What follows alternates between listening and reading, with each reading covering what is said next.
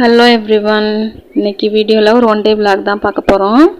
இன்றைக்கி காலையில் எழுந்திரிச்சதில் நைட் வரைக்குமே சரியான வேலைங்க. அதை பற்றி தான் பார்க்க போகிறோம். நீங்கள் இப்போ தான் ஃபஸ்ட் டைம் பார்க்குறீங்கன்னா மறக்காமல் லைக் பண்ணி சப்ஸ்கிரைப் பண்ணிக்கோங்க.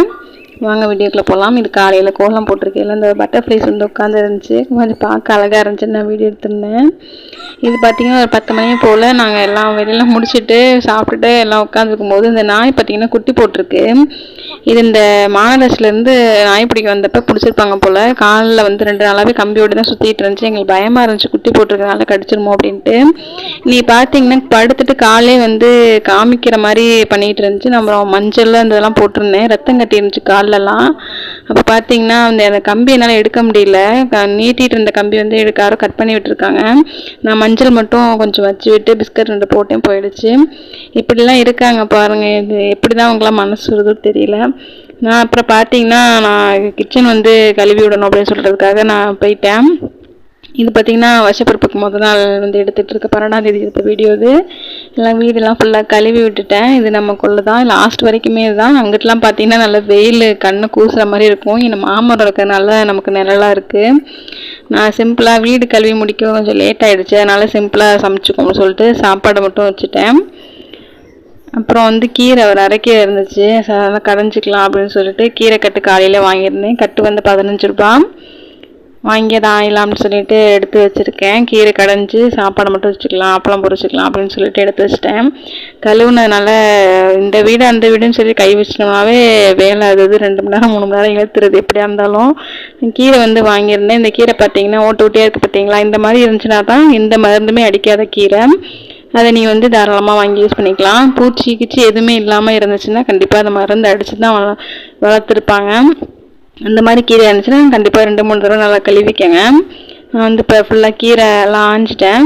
கடையிறதுக்கு தான் நான் எடுத்து வச்சுருக்கேன். நான் கொஞ்சம் தண்டோடையே போட்டிருக்கேன். பரவாயில்ல, நல்லா தான் இருக்கும் அப்படின்னு சொல்லிட்டு. தக்காளி பிடிக்கிறவங்க போட்டுக்கோங்க, அப்படி இல்லைன்னா புளி போட்டுக்கலாம். நான் புளி தான் எடுத்திருக்கேன். ஒரு நெல்லிக்காய் சைஸ் இருந்தால் போதும். ரொம்ப போட்டால் அப்புறம் புளிக்கும்.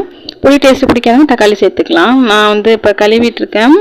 கீரை ஒரு அலசு நல்லா கழுவிட்டு எடுத்து வச்சுக்கிறேன். கீரையை நல்லா கழுவிடுங்க. அந்த மண்ணெல்லாம் இருக்கும் கீரையில், அப்புறம் கடையும் போது அப்புறம் நரன்னு இருக்கும். அப்புறம் அதனால் நான் கடைஞ்சிக்கிறேன். பார்த்திங்கன்னா 2 பச்சை மிளகா, 4 பல்லு பூண்டு, வெங்காயம் 2 எடுத்துருக்கேன். இது வந்து ஒரு இதில் போட்டுக்குவோம் வேக வைக்கிறதுக்கு. குக்கரில் வேக வைக்கிறதா இருந்தால் எல்லாத்தையும் போட்டு 1 டம்ளர் தண்ணி ஊற்றி 3 விசில் வச்சிடலாம். ஜீரகம் போட்டுக்கிறேன், ஒரு 1/2 ஸ்பூன் போட்டால் போதும். இதில் வந்து நான் அரிசி கழுவின தண்ணி 2வது தண்ணி எடுத்துக்கிறேன். 1 டம்ளர் அளவுக்கு ஊற்றினா போதும். இப்போ கீரையை வந்து அதில் வச்சிடலாம். நான் வந்து குக்கரில் வைக்கல, இப்போ இதிலே நான் போட்டு வேக வச்சுக்கலாம் அப்படின்னு சொல்லிட்டு எடுத்துட்டேன். ஒரு 10 நிமிஷம் வேக வச்சா போதும். குக்கராக இருந்தால் ஒரு 3 விசில் விடுங்க, சரியாக இருக்கும். இதில் வேக வச்சதுனால என்னால் கடைய முடியல, ஸோ அதனால் நான் மிக்சியில் போட்டு ஒரு 2 அடி அடிச்சுக்கலாம் அப்படின்னு சொல்லிட்டு எடுத்துட்டேன். இப்போ வந்து எடுத்ததுனால இப்போ அடுப்பில் இருந்து இறக்கிட்டு நான் புளி ஊற்றுறேன். கரைச்சிட்டு அதை மாதிரி புளியை மட்டும் சேர்த்துக்கோங்க.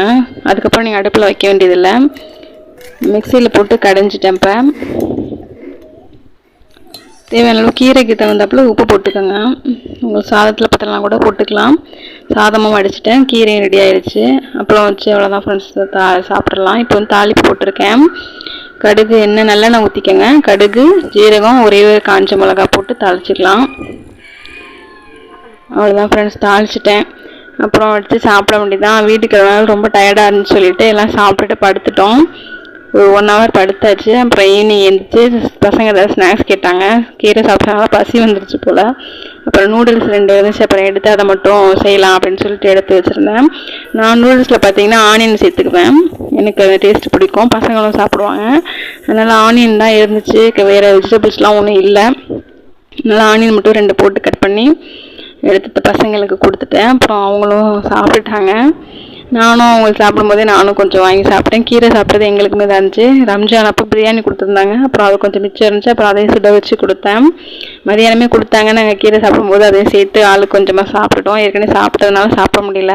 அவ்வளோதான் ஃப்ரெண்ட்ஸ், நம்ம சேனல் வீடியோ உங்களுக்கு பிடிச்சிருந்துச்சா மறக்காமல் லைக் பண்ணி சப்ஸ்கிரைப் பண்ணிக்கோங்க. தேங்க்யூ ஃபார் வாட்சிங்.